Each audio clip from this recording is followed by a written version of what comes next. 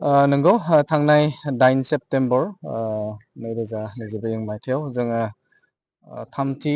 बोसोरसालिया जे जुथुम्मा Bodoland digital journalist association बे एस'सिएसननि जे जुथुम्मा बे जुथुम्माया जानानै थांदों चिरां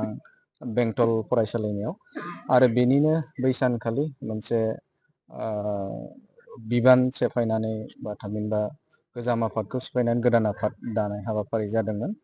आरो बेनिनो समायखिरा लानाय हाबाफारि थामहिनबा गोदान आफाद जाय बिबान मोनदों बिथांमोननि समायखिरा लानाय हाबाफारि बेयो जायाखैमोन आरो बेखौनो नोजोर बोनानै दिनै बाक्सा जिल्लानि बेन्दोङाव थानाय नैबे मानास बानसबारि रेन्जनि जे आइबि हल बे आइबि हलाव समायखिरा लानाय हाबाफारिया जादों आरो बे समायखिरा लानाय हाबाफारियावनो गुबुन गुबुन जाय बिथांमोना बिबान मोनदों थामहिनबा आफादगिरि महरै बिथां हांगामा नार्जारि बिथाङा आफादगिरि महरै बिबान मोनदों आरो गाहाय नेहाथारि महरै आं दं आरो लोगोसेनो जोंहा गासै जाखिनि बिबानगिरिफोर दङ बे बिबानगिरिफोरखौ लानानै दिनै समायखिरा लानाय हाबाफारिया बावैसो समनि गेजेराव जानानै थांबाय आरो खोब मोनसे गिदिर बिबान जिहेथे बे बिबानखौ मोननानै आंबो गोजोननायखौ मोनदों आरो लोगोसेनो बेखौनो फोरमायगोन जे जिहेथु नैबे गौथुमा मोनसे गिदिर आरो बयनिबो मोनसे बे गौथुमखौ लानानैनो खौरांगिरिफोरनि जे इयुननि बिथांमोननि जे जाखिनि बे बिबानगिरिफोरनि दा थामहिनबा खौरांगिरिफोरनि जे बिथांमोननि रैखाथि आरो बिथांमोननि जे साननाय हनायखौ जों सिगां फारसे लांनानै खामानि मावलांनांगौ बे गिलिर मोनसे बिबान बे बिबानखौ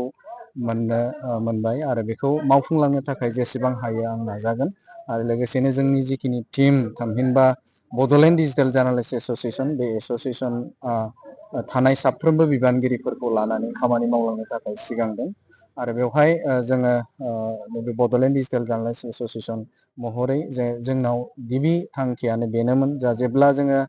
गायसनदोंमोन बे गायसनजेननायनिफ्राय गुबै थांखिया बेनोमोन जे जोङो जोंनि खौरांगिरिफोरखौ गुबुन गुबुन जायगानि आरो गुबुन गुबुन ओनसोलनि आसामनि जे खौरांगिरिफोर बे खौरांगिरिफोरखौ जोङो बिथांमोननि समस्याफोर जायोब्ला